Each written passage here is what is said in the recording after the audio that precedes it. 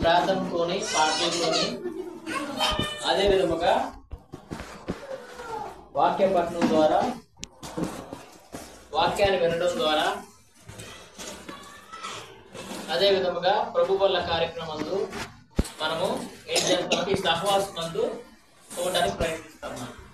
ఇక ఈ విధంగా కూడుకోవడం అనేది సహవాసం అంటారు.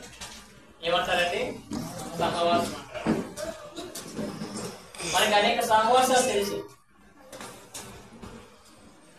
మనకి అనేకమైన సహవాసాలు తెలుసు. ఏ సహవాసం తెలుసు మనకి? మొట్టమొదటిగా దేవుడు ఏర్పరిచిన సహవాసము భార్యాభర్తల సహవాసం. మొట్టమొదటి అదే కదా ఏర్పడింది. అదే విధముగా ఆ సహవాసం ద్వారా మనకి ఏర్పడిన కుటుంబ సహవాసం, మనకి ఎవరైతే భార్యాభర్తలు ఉంటే వాళ్ళ ద్వారా వచ్చిన పిల్లల ద్వారా ఆ కుటుంబ సహవాసం అంటే భార్యాభర్తల సహవాసము, అదే విధముగా కుటుంబ సహవాసం. అదే విధంగా మనము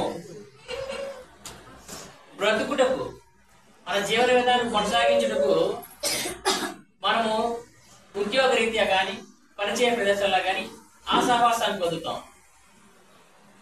ఉద్యోగ రీత్యా కంపెనీలో పనిచేసే కంపెనీ సహవాసాన్ని